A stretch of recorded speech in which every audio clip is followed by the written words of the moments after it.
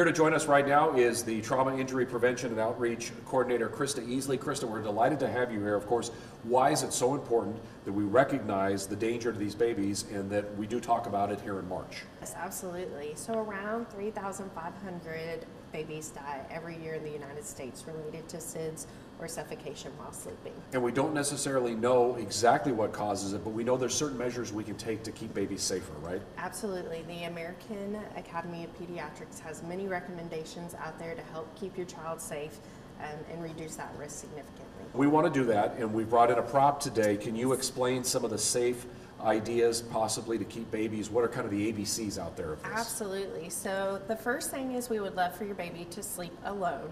And so that means when we have them in their crib or bassinet or other safe sleep environment, we don't put extras in. A lot of parents think that our babies need some type of stuffy or sleep toy to make them comfortable at night. This is a suffocation hazard. Our young babies can roll and easily get their mouths up against it, and some of those children have a really hard time rolling back and then they suffocate. Other things included in safe sleep, our child here today has on his safe sleep sack. We recommend this really over any other form. You can swaddle your baby until they start rolling, because once they start rolling, they can loosen that swaddle, and then that swaddle will suffocate them. And I see here it keeps the arms in place, and you've got a nice Velcro tab, so no strings, nothing for choking. No strings. That they can't undo the zipper at this age. They don't have the strength to tug this off.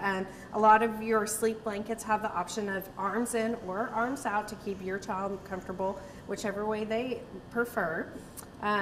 This also helps keep them warm, not too cold if that's something that you're worried about, but you notice we don't have a hat on the child, we don't have socks or mittens, nothing that potentially could cover their airway and prevent them from breathing appropriately. Okay. So we're covering the ABC, so number one is alone. What does B stand for? Back. The American Academy of Pediatrics always recommends that we put our child to sleep on their back. This actually can help reduce the rate of SIDS by up to 50%. Okay. If we put them on their stomach or their side, our young infants have a hard time knowing which way to position, and if they just even close off their airway a small amount, that can potentially lead to SIDS. So we always want to put them on their back. If your baby is of rolling age, it's okay if they roll over on their own and to leave them that way, but those young infants, typically before 4 months, we for sure need to make sure that they're always on their back. And I'm glad you said 4 months, because my daughter's had 2 babies now, the youngest being 2 years old, and we were told they need to practice tummy time. And I always thought that was kind of a funny thing, but that's always with parental supervision, right? Always with parental supervision do we want our baby on their stomach. Okay, so we've got A, alone, B, back. What does C stand for? C is crib, okay? So that is going to be our, it helps them be alone, right? But then it's also a designated sleep area for maybe older brother or sister to understand that once baby is in there, we do not try to get in there with them. We want a crib that has been approved by the Consumer Safety Product Commission that is rated as safe for children to sleep in. And it doesn't necessarily have to be a crib. It can also be something like this, a portable pack and play.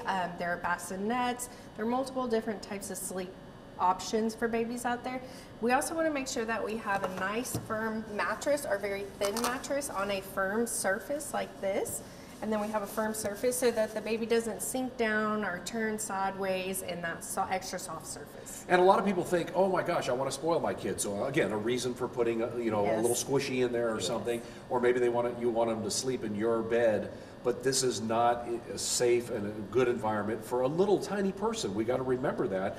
Whereas the crib is the friendly, safe environment. Absolutely. We promote co-rooming, not co-sleeping. Co-rooming is having your child in their safe sleep environment within your room.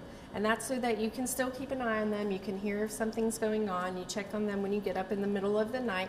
But it doesn't put them in danger of you rolling over on them, that soft environment that could potentially suffocate them, or something potentially else. Okay, and then how old before really they can start sleep? Was about talking age when they can start sleeping, maybe after a year old? After about a year old, their environment can change and they're stronger, they're more aware of their surroundings, they have better understanding, they can grab items and move them out of the way. Yes, those neck muscles have gotten fully strong, they can pick their head up.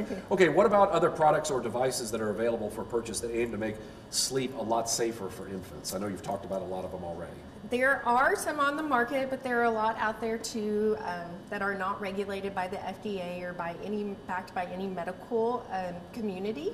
So just be aware of that. Mostly, we really don't recommend much. It's going to be a fitted sheet, a wearable zippered blanket, and that's all your baby really needs. So really, simplistic is better. Absolutely, absolutely. The bumpers, yes, they are cute and fancy, but those are another huge potential for suffocation. Okay, what about some other tips here? I know babies love pacifiers. A lot of times that'll soothe them. Yes. Of course, as long as it's in their mouth, everything's probably fine. But rolling around on it or maybe getting it ingested into the mouth would be bad. It could be, but actually the American Academy of Pediatrics does say that pacifiers have the potential to help prevent SIDS, and that's because it continues the sucking reflex and keeping the mouth open and kind of stimulating them to breathe.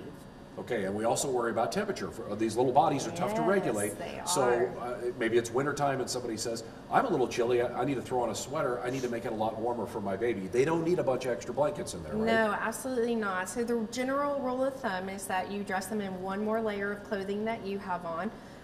We typically recommend either, again, that wearable blanket that zippers, or you can actually layer their clothing. A lot of their clothing is absolutely stretchy to kind of fit those growing stages, and so feel free to put on 2 onesies instead of 1. So tell me, it's also encouraged that mothers do the breastfeeding as well because there are good natural nutrients that are passed on to the baby. Absolutely. There are a lot of natural antibodies that the mother's breast milk carries, and that passes on to your child and helps them fight off infections and just generally keeps them healthier. I know I'm actually that mother right now. I have a 5-month-old, and it is hard sometimes in the middle of the night getting up and not falling asleep in the chair, but it's very important that as a mom you get up, you stay awake, feed, and then lay your baby back down. Falling asleep in the chair in a soft cushioned area like that can actually increase the risk of SIDS by 67%. Makes sense. Because we don't think of a petite woman who weighs 120 pounds or something like that, or even a healthy male that only weighs 180 pounds as being a crushing device. But laying in a bed with an infant is so dangerous, right? Absolutely, absolutely. We are all so exhausted in those first months of the newborn phase and maybe even beyond that. And so it's very important to realize your limits and your partner's limits so that nothing negative happens. Now, the last thing I want to talk to you about is we've gone over and we've already discussed emergency steps to take should something happen to a baby. So we've kind of talked about that.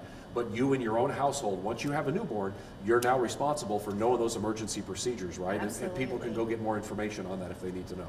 Absolutely. So the American Academy of Pediatrics is a wonderful website that has a ton of information for pediatrics, especially those young babies. But if you are ever in that situation where you're worried or something has potentially happened, the first step is always to call 911. 911 is a wonderful service, and they will actually walk you through the proper steps of how to check your baby, whether or not you need to start CPR, clearing their airway. And 2 of the hardest things, if you have to use that resource, try to remain calm and try to do it immediately, right? You don't want to delay. So you want to move quickly, but you want to try your best to remain calm and listen for instructions. We never want somebody to delay care because they're nervous. Our first priority is always your child's health. And by calling 911, you're putting that priority first. Okay, let's get that baby nice and rested. I know that first year they're going to sleep 12, 14 hours a day. I wish. Which is a break to the parents. Oh, I didn't say when. They're going to be wide awake in the middle of the night. Well, Krista, thank you for being with us here today. We've learned so much. And until next time, everybody stay safe out there with you, your loved ones, and those little babies.